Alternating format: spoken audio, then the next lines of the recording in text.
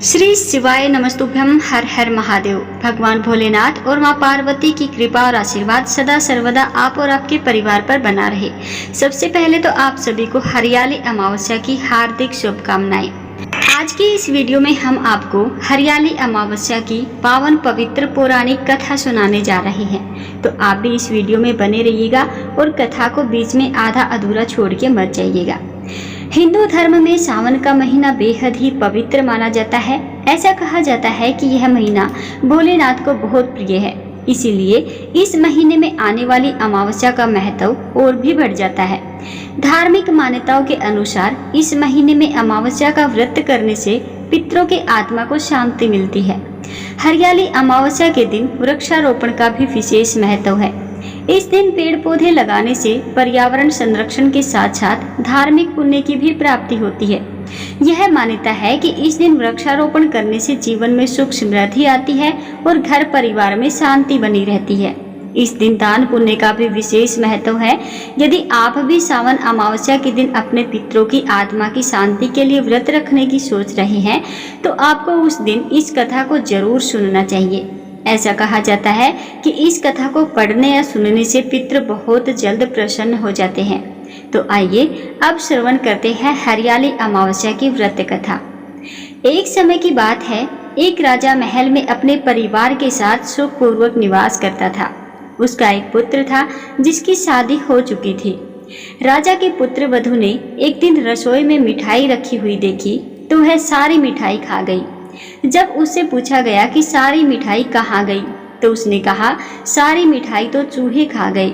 यह बात चूहों ने सुन ली और वे इस गलत आरोप को सुनकर अत्यंत क्रोधित हो गए। इसके बाद उन्होंने राजा की बहू को सबक सिखाने का निश्चय कर लिया। कुछ दिनों के पश्चात महल में कुछ मेहमान आए। चूहों ने सोचा कि यह अच्छा मौका है राजा के पुत्र वधू को सबक सिखाने का। बदला लेने के लिए चूहों ने बहू की साड़ी चुराई और उसे जाकर अतिथि के कमरे में रख दी। जब सुबह सेवकों और अन्य लोगों ने उस साड़ी को वहां पर देखा तो लोग राजा की बहू के चरित्र के बारे में बात करने लगे। यह बात आग की तरह पूरे गांव में फैल गई। जब यह बात राजा के कानों तक पहुंची तो उसने अपने पुत्र वधू के चरित्र पर शक करते हुए उसे महल से निकाल दिया। राजा की बहू महल से निकलकर एक झोपड़ी में रहने लगी और नियमित रूप से पीपल के एक वृक्ष के नीचे दीपक जलाने लगी। इसके साथ ही वह पूजा करके गुड़ धानी का भोग लगाकर लोगों में प्रसाद वितरित करने लगी। इस प्रकार कुछ दिन बीत जाने के बाद एक दिन राजा उस पीपल के पेड़ के पास से गुजरे जहां उनकी बहू हमेशा दीपक जलाया करती थी। इस दौरान उनका ध्यान उस पेड़ के आसपास जगमगाती रोशनी पर गया। राजा इसे देख करके चकित रह गए। महल में वापस आने के बाद उन्होंने अपने सैनिकों से उस रोशनी के रहस्य का पता लगाने के लिए कहा। सैनिक राजा की बात मान करके उस पेड़ के पास चले गए। वहां पर उन्होंने देखा कि दीपक आपस में बात कर रहे थे। सभी दीपक अपनी अपनी कहानी बता रहे थे। तभी एक दीपक बोला, मैं राजा के महल से हूँ। महल से निकाले जाने के बाद राजा की पुत्र वधू रोज मेरी पूजा करती है और मुझे प्रज्वलित करती है। सभी अन्य दीपकों ने उनसे पूछा कि राजा की बहू को महल से क्यों निकाला गया, तो उसने बताया कि एक दिन उसने मिठाई खाकर के चूहों का झूठा नाम लगा दिया था। इस बात पर चूहे नाराज हो गए और राजा की बहू से बदला लेने के लिए उसकी साड़ी अतिथि के कमरे में रख गए। यह सब देख करके राजा ने उन्हें महल से निकाल दिया। ये सब बातें सुनकर के राजा के सैनिक भी हैरान रह गए और महल वापस आकर के उन्होंने राजा को सारी पूरी कहानी सुनाई। यह सुनकर राजा को अपनी गलती का एहसास हुआ और उसने अपने पुत्र वधू को महल में वापस बुला लिया। इस प्रकार पीपल के पेड़ की नियमित पूजा करने का फल राजा की बहू को मिला और वह अपना जीवन आराम से व्यतीत करने लगी। हरियाली अमावस्या की अब दूसरी कथा हम आपको सुनाते हैं। एक राज्य में एक राजा और एक रानी रहते थे, जिसकी 4 संतानें थी, 2 लड़के और 2 लड़कियां। एक लड़की का नाम पूर्णिमा और एक दूसरी लड़की का नाम अमावस्या था। पूर्णिमा घर के कामों में निपुण थी और घर का पूरा काम करती थी। वह भगवान की अर्चना भी करती थी, गौ माता की सेवा भी करती थी। दूसरी बहन अमावस्या न तो घर का कोई काम करती थी और न ही भगवान की पूजा अर्चना और न ही गौ माता की सेवा। करती थी। पूर्णिमा सर्वगुण संपन्न थी, फिर भी राजा और रानी अपने दोनों बेटों तथा पुत्री अमावस्या से ही प्यार करते थे और पूर्णिमा से भेदभाव करते थे। राजा के चारों पुत्र और पुत्री धीरे धीरे बड़े हो रहे थे। जब वे बड़े हो गए तो राजा ने अपने दोनों पुत्रों का विवाह योग्य कन्याओं के साथ करा दिया। इसके बाद रानी ने राजा से कहा कि अब दोनों पुत्रियां विवाह योग्य हो गई हैं और इन दोनों का विवाह भी आप करा दो। लेकिन अमावस्या का विवाह किसी बड़े खानदान में और पूर्णिमा का विवाह किसी गरीब खानदान में ही कराना, क्योंकि पूर्णिमा को केवल भगवान की पूजा और गाय की सेवा पसंद है। रानी ने राजा को दोनों पुत्रियों का रिश्ता तय करने के लिए भेज दिया। राजा ने अपने पड़ोसी राज्य में जाकर के वहां के राजा के पुत्र से अमावस्या का रिश्ता तय कर दिया और पास के गांव में जाकर एक गरीब परिवार के लड़के से पूर्णिमा का रिश्ता तय कर दिया। यह सारी बात राजा ने अपनी रानी को बताई। रानी सोचने लगी कि अब देखती हूँ भगवान इसकी मदद कैसे करते हैं। पूर्णिमा पूजा पाठ में मग्न रहती है। पूर्णिमा का भाई और भाभी उसे बहुत प्यार करते हैं क्योंकि वह उनके घर के कामों में उनकी मदद करती है। दूसरी ओर अमावस्या उन पर रोक जमाती है और कोई कार्य भी नहीं करती। कुछ समय बाद दोनों पुत्रियों का विवाह हो जाता है। राजा और रानी विवाह के बाद अपनी दोनों पुत्रियों को विदा कर देते हैं। विदाई के समय राजा और रानी अमावस्या को बहुत सारा धन और दौलत देकर के विदा करते हैं, जबकि पूर्णिमा को खाली हाथ भेज देते हैं। इसके बाद दोनों बहनें अपने अपने ससुराल को चली जाती हैं। कुछ दिन बीत जाते हैं। एक दिन अमावस्या अपने घर पर शिव जी की कथा रखती है, जिसमें वह सभी गांव वालों को निमंत्रण देती है, लेकिन अपनी बहन पूर्णिमा को नहीं बुलाती। गांव की सभी औरतें अमावस्या के घर जाती हैं और पूर्णिमा अपने घर के दरवाजे पर बैठी यह दृश्य देख रही होती है। गुजरती हुई औरतें पूर्णिमा से कहती हैं कि तुम्हारी बहन के यहाँ शिव जी की कथा है, क्या तुम नहीं चलोगी? पूर्णिमा कहती है कि नहीं, मुझे निमंत्रण नहीं मिला है, मैं नहीं जा सकती। औरतें कहती हैं कि भगवान शिव की कथा है, तुम हमारे साथ चलो। गांव की औरतों की बात मान करके पूर्णिमा भी उनके साथ कथा में चली जाती है। जब अमावस्या की नज़र पूर्णिमा पर पड़ती है तो वह कहती है, तुम यहाँ कैसे आई? मैंने तो तुम्हें बुलाया ही नहीं था। चलो अब आ ही गई हो तो चुपचाप बैठी रहना। अमावस्या पूर्णिमा की गरीबी का भी मजाक उड़ाती है। पूर्णिमा की आंखों में आंसू आ जाते हैं और वह मन ही मन भगवान शिव से विनती करती है कि हे भगवान, क्या पूजा पाठ करना गलत है? गौ माता की सेवा करना गलत है? मेरी गलती क्या है? आप मुझ पर कब कृपा करेंगे? कथा पूरी होने पर अमावस्या भगवान का प्रसाद बांटने लगती है। वह सभी को प्रसाद देती है, लेकिन पूर्णिमा को नहीं देती। पूर्णिमा बिना प्रसाद के ही घर लौट जाती है। रास्ते में वह सोचती है कि यदि बच्चे उससे प्रसाद मांगेंगे तो वह उन्हें क्या जवाब देगी। उसने सोचा कि वह अपने मायके जाएगी और बच्चों के लिए कुछ लेकर के आएगी। ऐसा सोचते हुए वह घर लौटकर वापस आती है और अपने पति और बच्चों से कहती है कि वह अपने मायके जा रही है। उसका पति कहता है, ठीक है। कुछ समय बाद पूर्णिमा मायके के लिए रवाना हो जाती है। रास्ते में एक चबूतरा आता है जिस पर तुलसी माँ का पौधा लगा होता है और एक बूढ़ी अम्मा उसके पास में बैठी हुई होती है, जो कोई और नहीं साक्षात तुलसी माँ थी। बूढ़ी अम्मा पूर्णिमा से कहती है, बिटिया तुम कौन हो और कहाँ जा रही हो? पूर्णिमा अपना परिचय देती है तो बूढ़ी अम्मा कहती है, यहाँ तुलसी का पौधा सूख रहा है, इसमें थोड़ा सा पानी डाल दो और चबूतरे की साफ सफाई कर दो ताकि मुझे ठंडक मिले।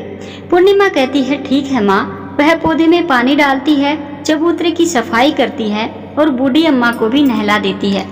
बूढ़ी अम्मा पूर्णिमा से कहती है, अब तुम जाओ और वापस आते समय मुझसे मिलते हुए आना। पूर्णिमा कहती है, ठीक है माँ जी, वापस आते वक्त आपसे मिलते हुए जरूर आऊंगी। कुछ समय आगे चलने के बाद एक शिव मंदिर आया।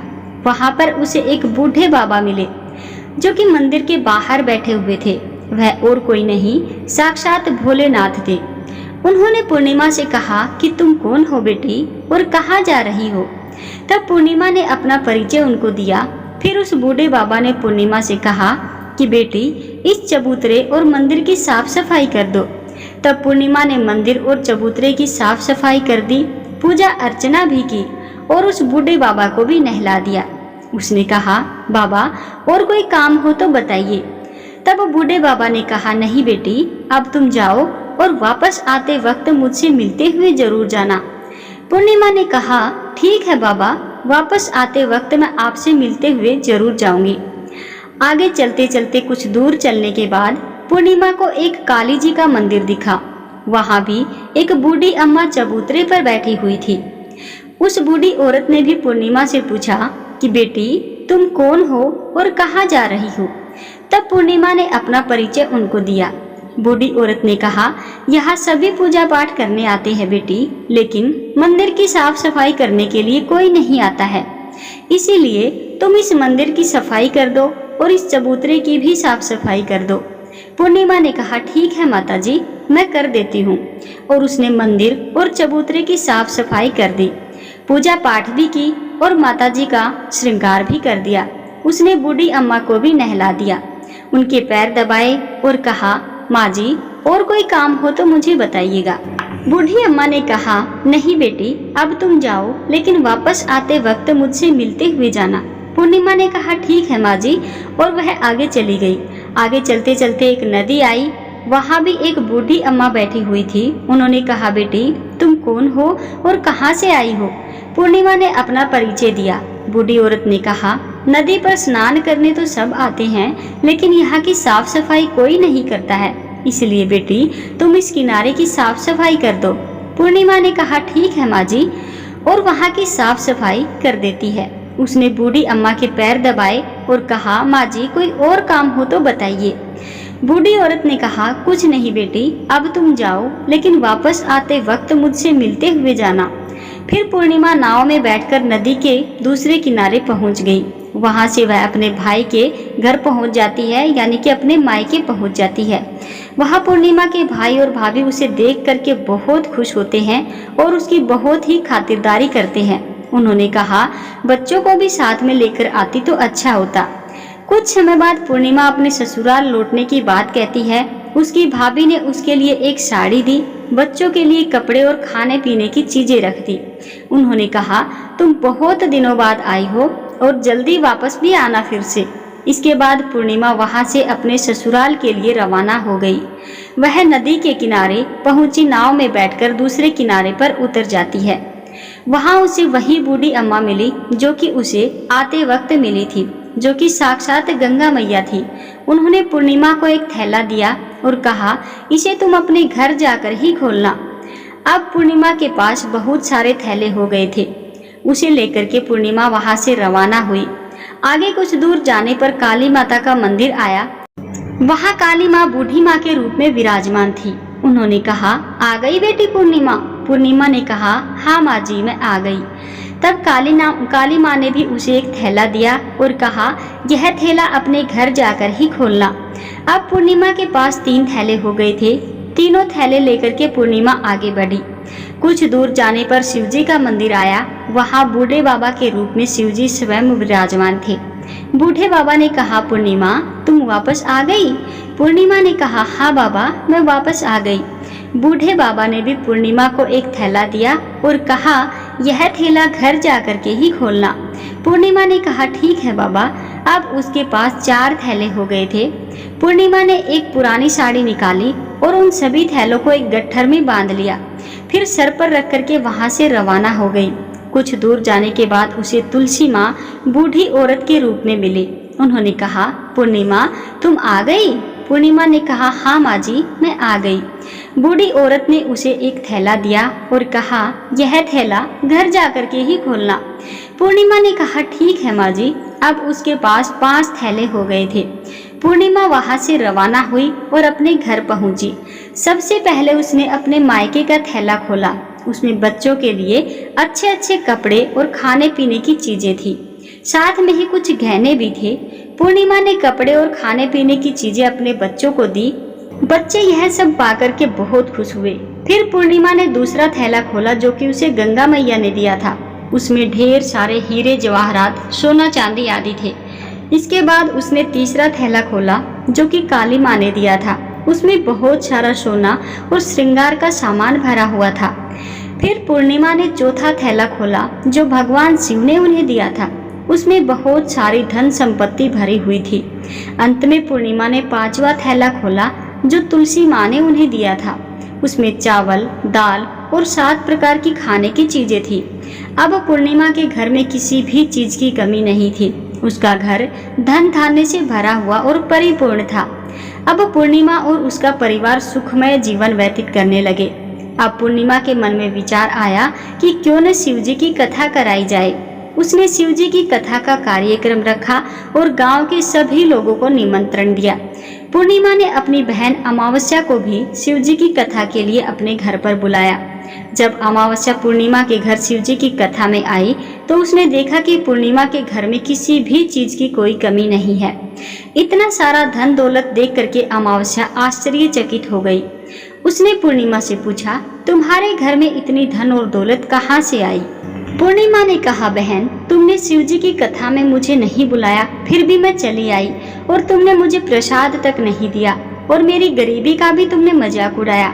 उसके बाद मैं अपने घर आ गई और रास्ते में सोच रही थी कि मायके जाऊंगी। मैं मायके गई और कुछ घटना इस बीच मेरे साथ हुई, वह सब तुम्हें बताती हूँ। पूर्णिमा ने अमावस्या को वो सारी घटना बताई। अमावस्या ने कहा, तुम भी मुझे प्रसाद मत दो और मुझे डांट लो। लेकिन पूर्णिमा ने कहा, यह तो भगवान का प्रसाद है, मैं तो सबको दूंगी और तुम्हें भी दूंगी। फिर भी अमावस्या ने प्रसाद नहीं लिया और सीधे अपने घर चली गई। घर जाकर उसने अपने बच्चों से कहा कि वह मायके जाने के लिए तैयार हो जाए। मायके के लिए निकल गई। रास्ते में चलते चलते उसे तुलसी माँ मिली, जो उस चबूतरे पर बैठी हुई थी, बूढ़ी माँ के रूप में। बूढ़ी माँ ने अमावस्या से पूछा, बेटी, तुम कौन हो और कहाँ जा रही हो? अमावस्या ने अपना परिचय दिया तो बूढ़ी माँ ने कहा, बेटी, यह तुलसी का पौधा सूख रहा है, इसमें थोड़ा सा पानी डाल दो और इस चबूतरे की साफ सफाई कर दो। इस पर अमावस्या ने कहा, बुढ़िया, तुझे मैं दिखाई नहीं दे रहा कि मैं इतनी महंगी साड़ी मैंने पहन रखी है, यह गंदी हो जाएगी। ऐसा कह करके वो वहां से चली गई। आगे जाने पर उसे भगवान शिव मिले, जिन्हें उसने भी ऐसा ही कहा। इसके बाद आगे जाने पर उसे काली माँ मिली। काली माँ से भी उसने ऐसी ही बातें कही। फिर वह आगे जाने लगी तो उसे गंगा माँ मिली, जिसने उनसे यही सब कहा और वो वहां से भी आगे चली गई। जब वह नाव में बैठने लगी तो उसे नाव में फूलों की जगह कांटे भरे थे, जो उसके पैरों में चुभ रहे थे। किनारे पर उतरकर वह अपने मायके चली गई। जब वहां उसकी भाभी और भाइयों ने उसे आते देखा तो मन ही मन कहने लगे, काम की न काज की, 2.5 मन अनाज की। अब आ ही गई है तो ठीक है। पूर्णिमा तो हमारे कामों में हमारा हाथ बटाती थी, यह कोई काम नहीं करेगी। अब उन्होंने खाना बनाया और खा पी करके सभी सो गए। अमावस्या जब सुबह उठी तो अपनी भाभीयों से कहा, मैं अपने ससुराल जा रही हूँ। उन्होंने कहा, ठीक है, जाओ। अमावस्या ने कहा, पूर्णिमा को तो तुमने थैले दिए थे, मुझे कुछ नहीं दोगे का? तो भाई भाभीयों ने कहा कि तुम जाओ, थैले तुम्हारे घर पहुंच जाएंगे। फिर अमावस्या वहां से निकल गई और नदी के किनारे पर पहुंची। वहां गंगा माँ बूढ़ी औरत का रूप धारण करके बैठी हुई थी। बूढ़ी माँ ने कहा, आ गई बेटी? तो उसने कहा, हाँ, मैं आ गई। अमावस्या ने कहा कि तुमने पूर्णिमा को एक थैला दिया था, मुझे नहीं दोगी क्या? बूढ़ी अम्मा ने कहा, तुम घर जाओ, थैले तुम्हारे घर पर ही पहुंच जाएंगे। इसके बाद आगे जाने पर उसे काली माँ मिली, जिन्होंने भी अमावस्या से यही बात कही। फिर आगे जाने पर उसे भगवान शिव मिले, उन्होंने भी उनसे वही बात कही जो कि गंगा मैया ने उनसे कही थी। अंत में आगे जाने पर उसे तुलसी माँ मिली, जिन्होंने भी अमावस्या से यही कहा कि तुम घर जाओ, थैले तुम्हारे घर पहुंच जाएंगे। अमावस्या अपने घर पर पहुंची और आंगन में देखा कि वहां पर 5 थैले पड़े हुए हैं। अमावस्या ने मन ही मन सोचा, अब तो मेरे पास बहुत सारा धन हो जाएगा, बहुत सारी दौलत आ जाएगी। उसने जल्दी जल्दी सभी थैलों को खोला। किसी थैले में मिट्टी थी तो किसी में पत्थर और किसी में कंकड़ तो किसी में कोयला। उसे मायके से भी कुछ नहीं मिला था, इन थैलों में भी कुछ नहीं था। अमावस्या दौड़ती हुई पूर्णिमा के घर गई और कहने लगी, तुम्हें तो इतना सब कुछ मिला है, मुझे तो कुछ नहीं मिला, आखिर क्यों? पूर्णिमा ने कहा, जब मैं अपने मायके जाती हूँ तो अपनी भाभीयों के साथ उनके कामों में हाथ बटाती हूँ, उनके साथ मिलकर के काम करती हूँ, लेकिन तुम ऐसा कुछ नहीं करती हो और उनकी इज्जत भी नहीं करती हो, इसीलिए वह तुम्हें भला क्या देंगे? इसके बाद तूने गंगा माँ, काली माँ और भगवान शिव को ठुकरा दिया, इसीलिए उन्होंने भी तुम्हें कुछ नहीं दिया। अमावस्या ने कहा, बहन तुम मुझे माफ कर दो, मैंने तुम पर हमेशा अत्याचार किया है। मुझे कुछ नहीं मिला तो कोई बात नहीं, मैं भी भगवान शिव की भक्ति करूंगी और सब कुछ प्राप्त कर लूंगी। मुझे इन सब चीजों का रहस्य बताओ। पूर्णिमा ने कहा, तुम 3 सूत्र का ज्ञान ले लो और उसकी कथा करना। पहले सूत्र में दया मांगना, दूसरे सूत्र में कथा मांगना और तीसरे सूत्र में 108 बार ओम नमः शिवाय का जप करना। बहन, भगवान ने 3 सूत्र दिए हैं, इन्हें अपने हृदय में बसा लेना। मैंने भी यह 3 सूत्र अपने जीवन में अपनाए थे और सच्चे मन से भगवान की भक्ति पूजा पाठ की थी। फिर भगवान ने मुझे यह सब कुछ दिया। तुम्हारे पास जो कुछ था वह भी खत्म हो गया है। इसके बाद अमावस्या अपने घर गई और भगवान की पूजा पाठ करने लगी। उसने भगवान शिव से माफी मांगी, गौ माता की भी सेवा की और दूसरों की मदद करने लगी। तो दोस्तों, ये थी अमावस्या और पूर्णिमा की कथा। उम्मीद करते हैं आपको हमारे द्वारा सुनाई गई ये कथा अच्छे से समझ आई होगी। तो इस वीडियो को अन्य लोगों के साथ भी शेयर कीजिएगा और कमेंट बॉक्स में हर हर महादेव की हाजिरी लगाना बिल्कुल भी मत भूलिएगा।